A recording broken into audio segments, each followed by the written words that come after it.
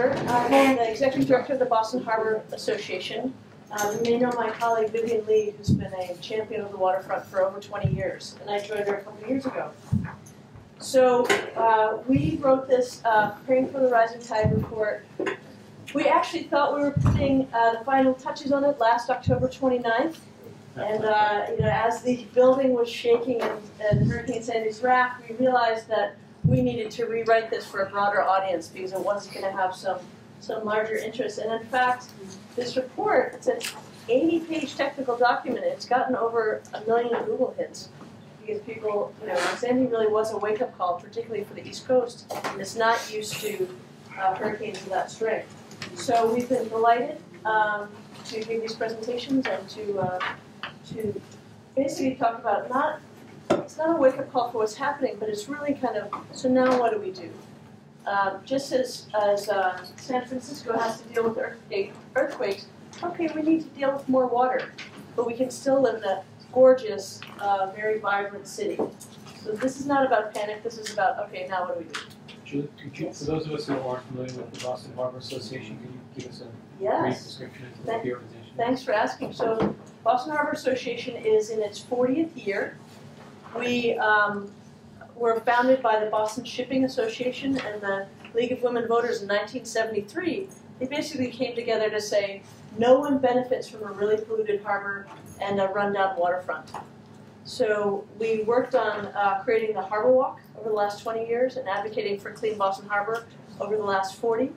And with a cast of thousands and a bill of billions, the harbor is now clean. The Southeast Expressway has gone underground, and we have a gorgeous revitalized harbor, as you know, and waterfront, as you know. So as those two initial goals were complete, we have shifted to developing programming along the waterfront with Summer on the Waterfront and now Winter on the Waterfront, and dealing with sea level rise. So how can the city adapt to more coastal flooding without having more damage from coastal flooding? Thanks for asking. So this report has 3 goals. First is to look at where in Boston is most vulnerable to sea level rise. Second is, if you are in that 100-year flood zone, what do you do about it? How do you know whether you're vulnerable? And if you're vulnerable, what can you do over time to decrease your likelihood of damage? And the third is, we looked at specific areas, the downtown historic wharves near the aquarium and UMass Boston, to show what a vulnerability assessment looks like. Vulnerability assessment is like, I have a basement window, maybe I should get rid of it, right? So, it's not very complicated. And then what do you do about it over time so that it's not overly expensive? So Superstorm Sandy, most hurricanes are about 300 miles long. This was the largest storm to hit the East Coast in recorded history. It was over 1,000 miles long, and then it ran into a nor'easter, which is why it suddenly went west and hit New Jersey and New York all of a sudden. Where it did make landfill, it caused great damage to our transportation systems, our cultural icons, our electrical grid, and residential neighborhoods. But this is what Hurricane Sandy looked like in downtown Boston. This is Long Wharf, as you know. And we didn't actually see nearly the flood damage as places like New York and New Jersey did. Why? There's 3 things that go into coastal flooding. The first is wicked high tides. So twice a month, the moon and the sun align, and they exert the same gravitational pull in the same direction. And so our high tide, a couple times a month, is about a foot higher than normal. And when it's extra high tide, a couple times a year, we call it a wicked high tide. Storm surges is when basically you have a storm, you hear about low barometric pressure. That means the air pressure is pushing down less on the ocean, so the ocean level actually can rebound a little bit. As well, in this part of the world, our storms come from the east, so you've heard of a nor'easter. Typically, our storms come from the east, so that wind pushes water onto shore, and all that water, when it hits the shore, has to go somewhere. It goes up. And the third is underlying sea level rise, which is obviously a lot slower than these other 2 reasons for coastal flooding. So my 10-year-old daughter, she only recently gave up full body tantrums, but those of you who've had young children, of course not Tessa, but other young children, they can tantrum when they're frustrated, and bath time sometimes happens when they're frustrated. So Lucy sometimes would be in a full bathtub and have a just tremendous full body tantrum. And of course the bathroom floor would flood. And it made me think about the interaction between a storm and sea level rise. If you have a very little amount of water in a bathtub, you can have a thrashing child and no flooding. If you have a very calm child in a very full bathtub, you will also have no flooding. But the fuller the bathtub, the calmer the child is needed to have flooding. So underlying sea level is really like that backwater level, and storm surges are really like the kicking up of backwater. Basically, our coastal infrastructure is fixed, so over time, smaller and smaller storms will cause flooding. If that was too basic, I'm sorry, but it made sense to me at the time as I picked up, or as I mopped our bathroom floor. So here's Boston and New York. It's only a couple hundred miles apart, and yet we saw drastically different experiences during Hurricane Sandy. So it wasn't just that New York was the epicenter of the storm. It also has to do with some historic foresight by our forefathers. So first of all, Boston Harbor is protected from storms by Cape Cod, Cape Ann, and then underwater is Stellwagen Bank. All of that calms the water before it gets even to the Boston Harbor Islands. Then you look at the Boston Harbor Islands themselves. We have 34 islands plus Winthrop plus Hull in between an open ocean and the inner harbor. And you look at how banged up those outer islands are, you can see the force of weather they're taking compared to those big soft islands in the inner harbor. By the time you get to the inner harbor, waves go from about 12 feet to about 2 feet in the same storm. So our ancestors chose our capital extremely well. Then here's poor New York. You know, between 9/11 and Hurricane Sandy, I no longer pick on New York. You know, they've taken some.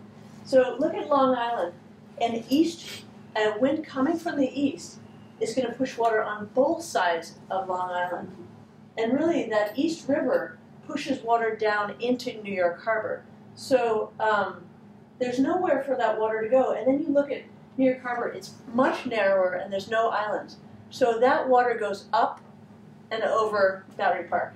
And that's what happened in Hurricane Sandy.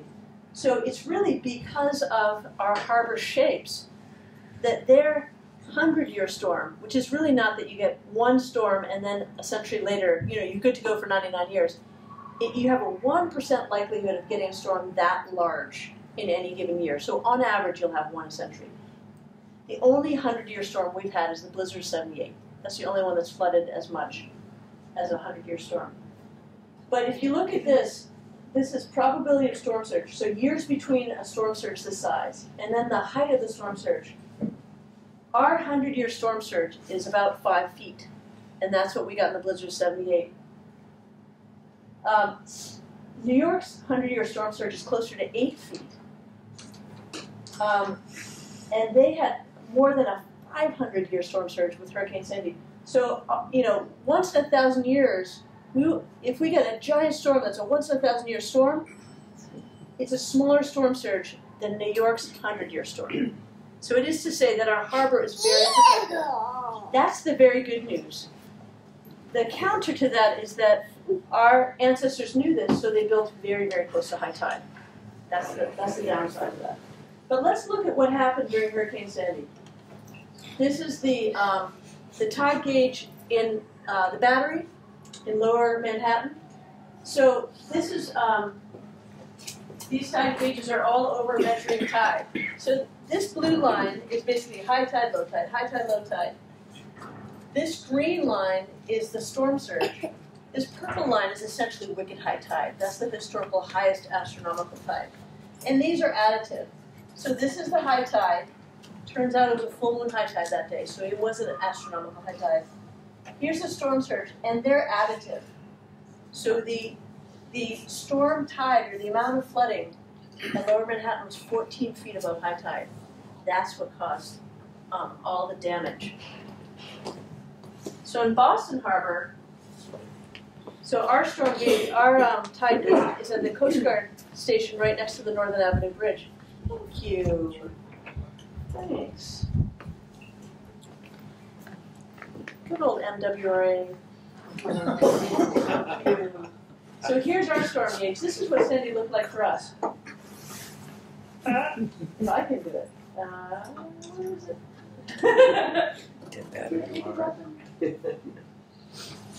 You're very kind, but I'm still going to actually have to. All right. Oh, there it is. So here's our wicked high tide. But Sandy actually hit at low tide 5.5 hours later. If you added our tide plus the wicked high tide, the pull of the full moon, plus that storm surge, we would have had the same flooding as in the blizzard of 78. So we would have had a 100-year storm had Sandy hit 5.5 hours earlier. Okay, so that's lucky.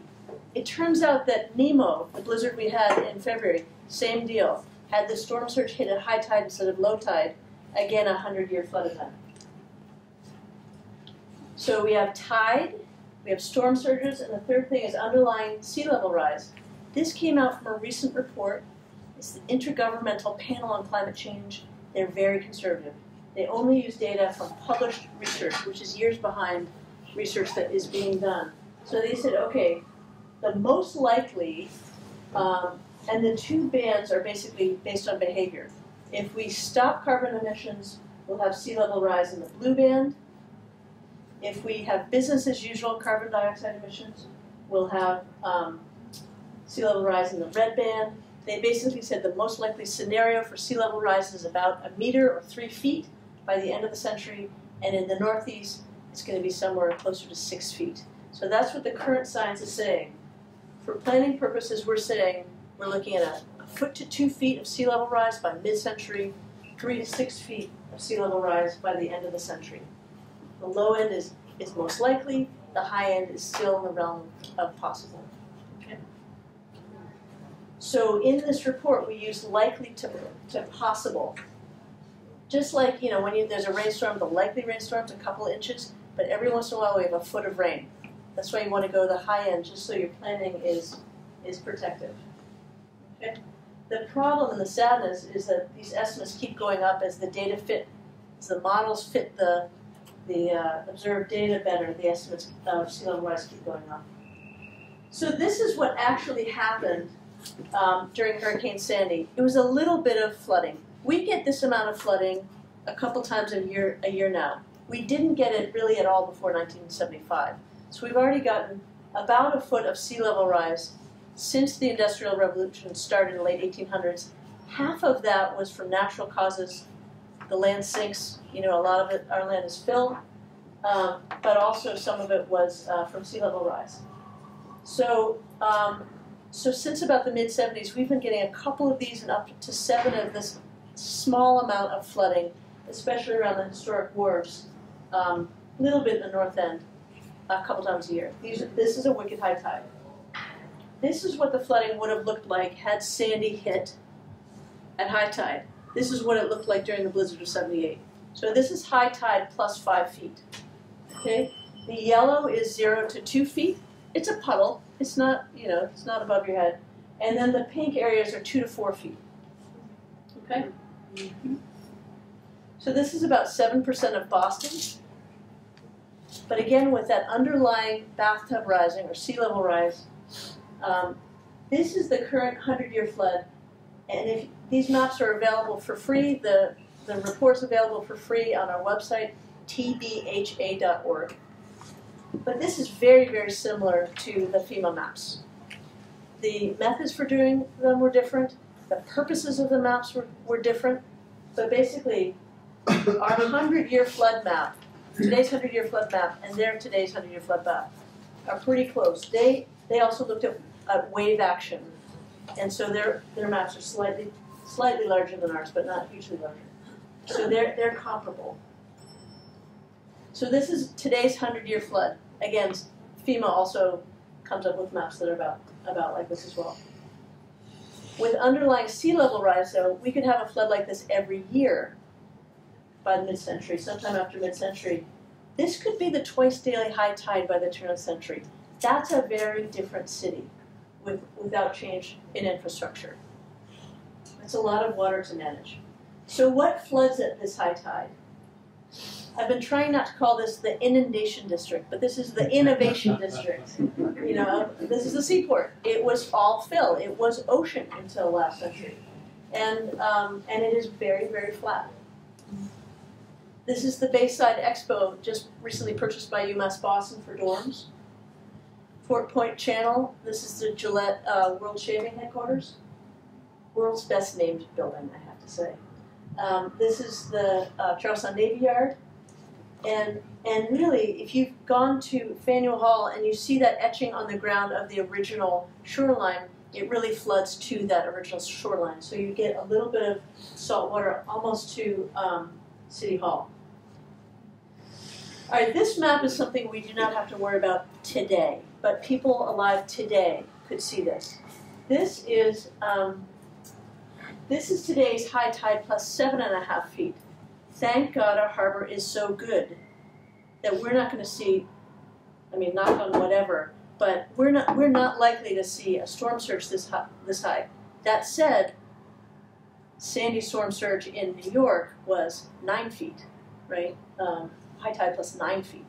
But again, as I mentioned before with those maps, our harbor doesn't really let the storm surge get that high. So for us, this is the equivalent of Hurricane Sandy hitting at high tide in mid-century, right? So this is a storm of the future, profoundly unlikely to hit today. But this is what that would look like.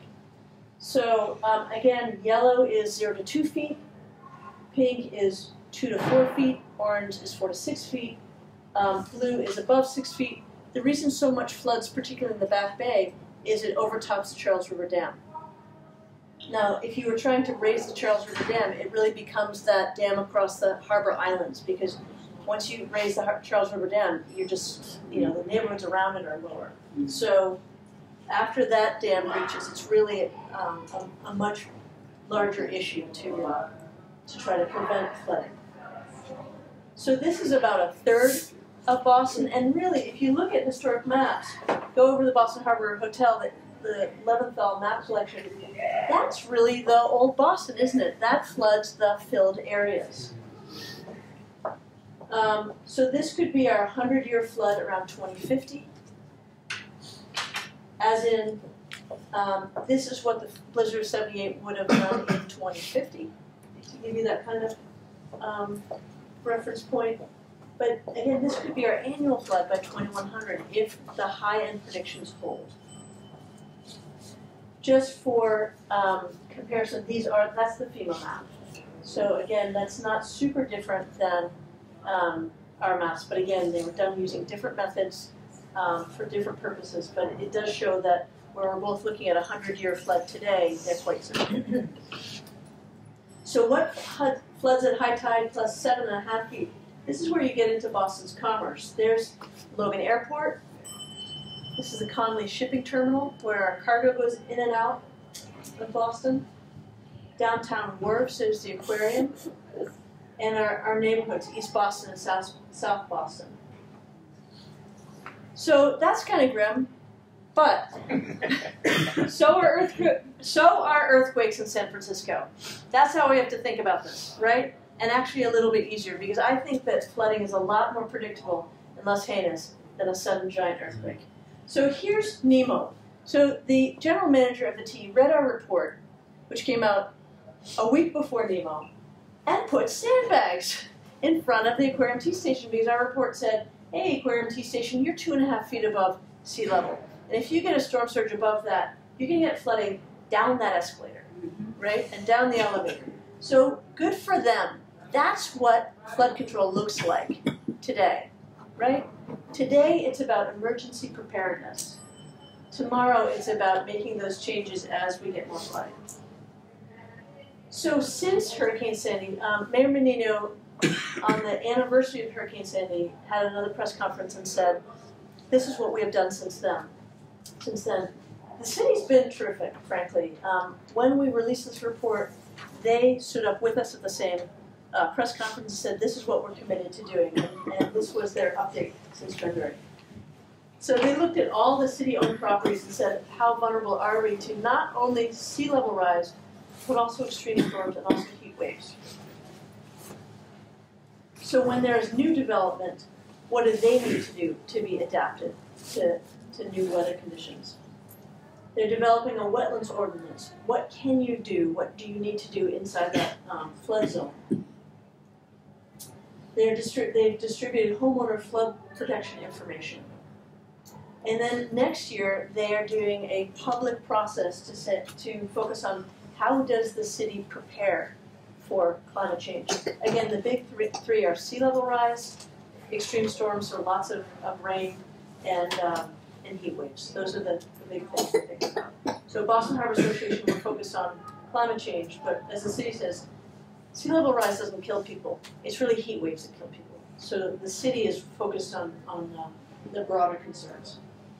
So what does the private sector need to do, meaning including you if you're a homeowner or a building owner? You need to see, if you are in that FEMA flood zone, what matters if it floods? How high is your front door? Do you have a basement window? Do you have a grate going down to your furnace, right? If so, short term, you can cover that grate with a piece of plywood and duct tape. Long term, you may need to move your furnace above the basement. So there's short term, bad storm things to do. Longer term, it's about moving things above the flood level. So, people have to replace their roofs, people have to replace their furnaces, people have to replace, elevators, etc. in larger buildings. We have time. There are 25-year, whether they're personal homeowner or public building, maintenance schedules. When you understand your flood risk, you can do short-term things like sandbags, you do long-term things like move the Aquarium Tea station.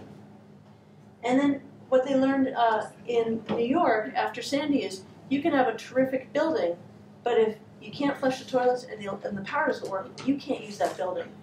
And so there needs to be a connection between what building owners do and the utilities do and the agencies do.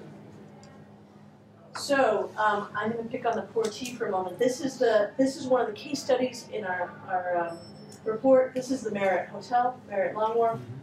That little gray blob is the tea station.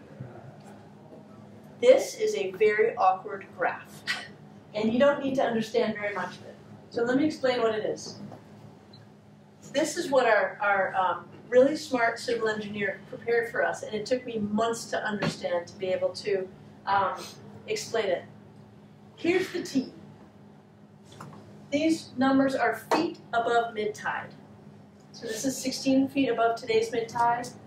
This is 4 feet above today's mid-tide. This awkward name, North Atlantic vertical datum, just means today's mid-tide. But as the tide rises, as mid-tide rises, that number changes. So that's just a permanent marker, okay? But it's essentially mid-tide. This is how, so the weird thing is that basically as flooding goes up, you're going down. That's just really awkward. And I haven't made the time to change this, so I apologize. So this shows what's the flood level at twice daily high tide. So today's twice daily high tide, mid-century's high tide, and then a broader range of uncertainty of how much twice daily high tide you're going to have in the turn of the century. This is the depth of the worst annual storm. This is the depth of the once-in-a-100-year storm. And then this is what you have to do with it. Green is you're good to go, no flooding. Orange is you can do something at a building level. Yellow is you have to protect the whole neighborhood. Red is you really have to go. All right. You didn't have to understand very much of that. This, I think, will help. So the two ways you look at this plan is you say, okay, what do I have to worry about today? So here's this poor tea station. Doesn't flood at high tide. Barely floods during wicked high tide. And you saw that with those sandbags. the 100-year tide puts it 3 feet below seawater, right? And that's pretty corrosive.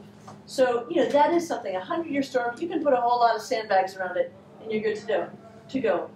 So that's a piece of information. Okay, I'm not yet protected from the 100-year storm. The next thing is, when do I have to worry? So let's look at the annual storm, which is, much more frequent than the 100-year storm. Today, I'm a little bothered. By mid-century, it's 1.5 feet every year, and that starts to be corrosive to cement and electrical equipment. By the end of the century, that T station every year will see 5 feet of seawater.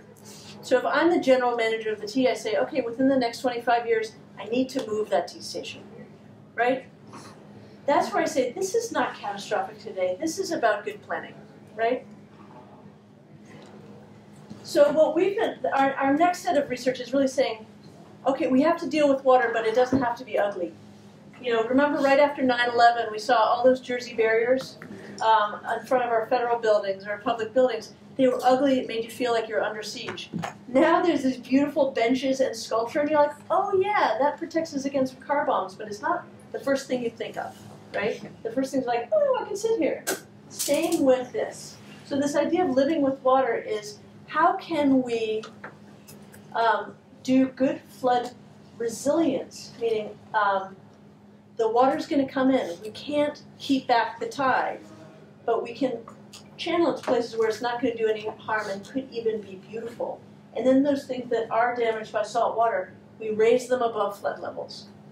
So the idea of resilience is water comes in, water goes out, it does no damage, or it's easy to clean up. Resistance is keep the water out. It's more expensive. You only do it for things like the Museum of Fine Arts, an intensive care unit, your basement, right? Elevate vulnerable resources, whether they be your family records or an elevator shaft. But then you pair it with below-grade floodable areas, like a re-engineered salt marsh, so the water has somewhere to go, but not where you don't want it to go. And finally, look at those ways that you can make this beautiful, so that we're really enhancing Boston over time as we need to adjust to flooding. Spalding Rehab, pretty close to here, is our best example in Boston of a living with water design. They didn't originally make it so, but when the Great Recession hit, they didn't have the money to build the building. They said, let's learn from Hurricane Katrina, what happened to the hospitals there, and they did some really important things to plan for flooding. They made the windows open when the power goes off. They put no patient programs or critical care on the first floor. They have great landscaping that can flood, and all of their delicate equipment is on the roof. This is something that I love in Seoul, South Korea, which I think would work really well in Boston. This is their big dig. So they had capped a canal, but it was smelly.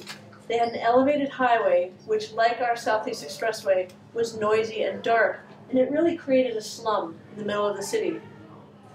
What they then did is they took down the highway, but instead of a at-grade greenway like we have, they reopened that canal. In fact, they have to pipe water through it during dry season because it's not actually a natural river anymore.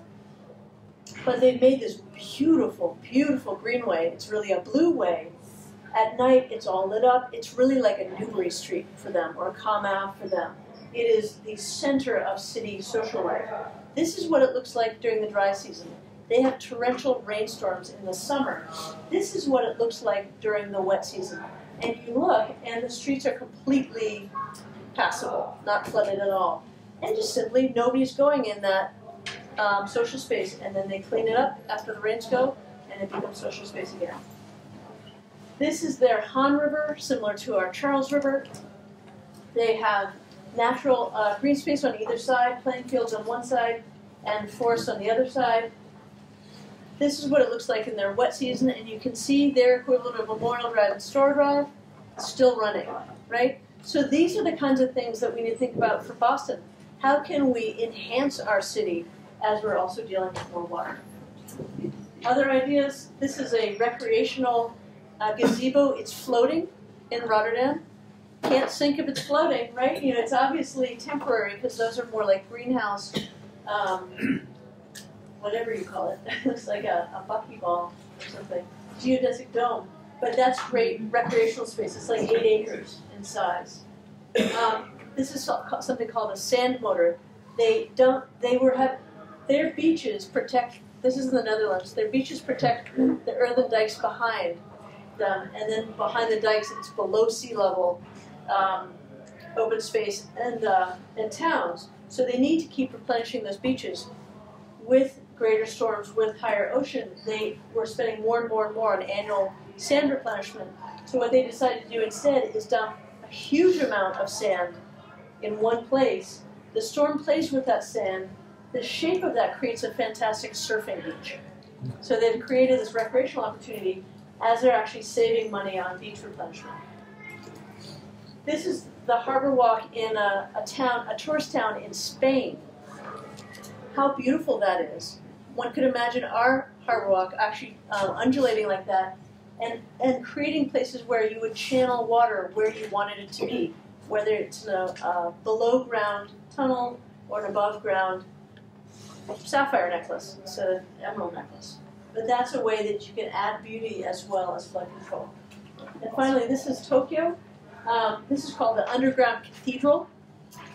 They make movies here. It's a tourist attraction, and then when they have flooding weather, it's part of a system of 6 storage tanks that hold the water before it can get treated and released to the river. So these are some of the ideas, and we are gathering ideas like this into a Preparing for the Rising Tide 2 to come out mid next year on great design. Great engineering meets great design to make Boston and the towns around Boston Harbor even better as we have to deal with more water. So if you only remember 3 things from tonight, first is that today's 100-year flood becomes our annual flood sometime after mid-century, and our twice daily high tide sometime around the turn of the century. That if you live or own property or work in that 100-year flood zone, and you can look on those FEMA maps, you need to understand how you're vulnerable and prepare over time to separate flooding from flood damage. And finally, there's a role for the city and state, and one day federal government, once it gets its act together, to help private property owners overcome barriers, whether it's financial or technical, and help at the level where private action is insufficient, when neighborhoods as a whole need to be protected. So that's the end of my presentation. We are also currently seeking funding to help coastal neighborhoods do those vulnerability assessments and think about how over time we want to make beautiful preparedness or strategies that enhance Boston's coastal neighborhoods. So stay tuned. I'm not going to say much until we actually have the funding to follow through, but just a heads up, as we would like to work with neighborhoods along the waterfront. So that not everybody has to shrink wrap their house. Maybe it's an opportunity to do something at a neighborhood level. So that's it, and thank you very much. Thank you.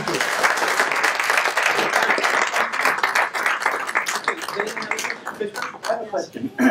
Could you discuss barriers a little bit?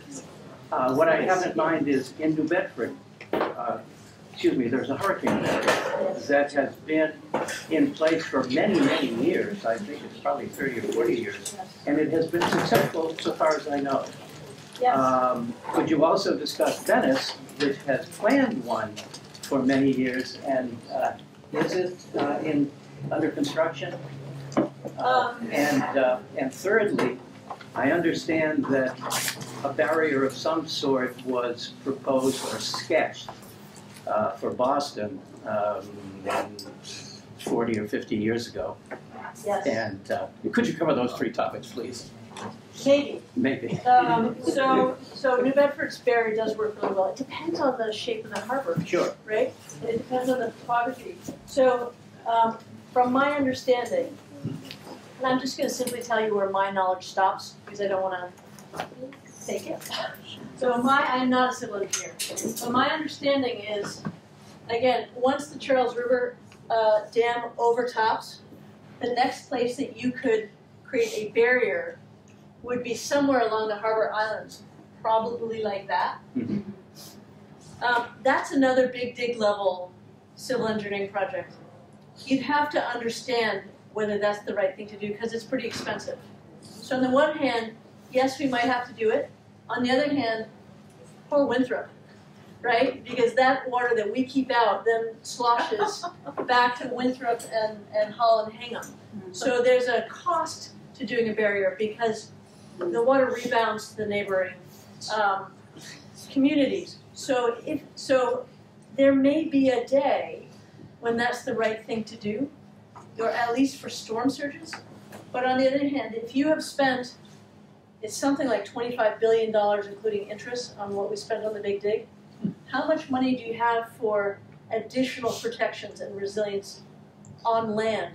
So it really is basically, of the ranges of things, what we don't know yet is what volume are we really talking about of water and when?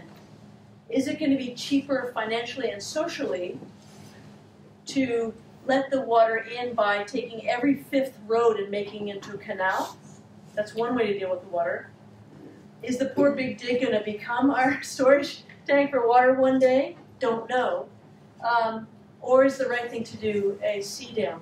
I don't know how much water we're dealing with. But over time, one day that sea dam would overtop at some point. Does that buy us time to do more, or does it take the money we need to do more? I don't know the answer to that. So it really is a question of what do you do now, and what investments do you make today that aren't dead-end investments, but lead to increased protection over time. I don't know how satisfying that was, but I know that both Venice's dam and New Bedford's dam one day will overtop. Because at this point, we've locked in a lot of sea level over time, and I don't. It's not for me to say whether this is the right thing or not. The worry I have about starting with the idea of a sea dam is that that's sort of like okay, somebody else will deal with it, as opposed to let me think about my own neighborhood. Any sea dam would be decades in the making. What can I do today? Or in future decades, so that if a storm comes and there's no dam, my important papers aren't in my basement. So I don't lead with the dam, but it may be something we need to do over time. Or artificial storm dampening, like extending some of these beaches, narrowing the opening to Boston Harbor, that might work.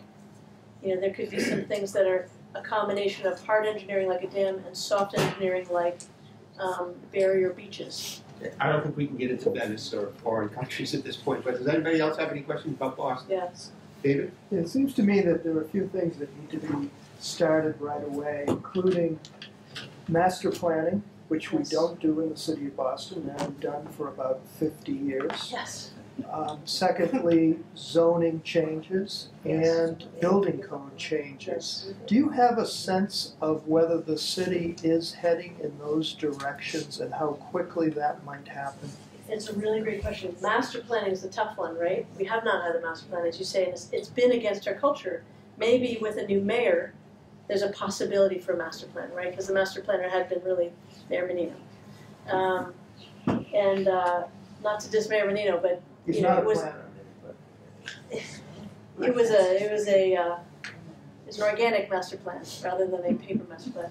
So I would say that zoning and building codes are absolutely what people are focused on, starting with new development, and then say to what extent can one require retrofitting on existing development. I know that they're going to focus on larger buildings first, because larger building owners have the capital to do that. They do that kind of capital maintenance. So, I know that the environmental department is talking about, part of this new wetlands ordinance really is saying what do we need to do essentially in that FEMA 100-year flood zone. That's the zone. What zoning changes would happen in that flood zone? What building codes are affected by those zoning changes, and then how does that affect insurance? Those are all in the next. What I think is very important is that if those flood zones affect insurance premiums, those premiums need to be diverted into an adaptation fund to prevent damage, rather than what it does now is just basically taken away in case damage happens and then you rebuild exactly as you did before. So just as we have, I know this isn't totally your question, but just as we have some of our utility rates, our payments go into an energy efficiency fund, it's very important that our flood insurance premiums go into a flood adaptation fund to help people pay for prevention of damage. And the master plan, I think, is important, but that's not yet on the table. But no question that whether it's going to be a dam or whether it's going to be canals or building on higher land, you cannot make these changes without a master plan, without a vision of, if you're going to build a house, what's the house going to look like? And that's really important so that we don't waste money in working on adaptation.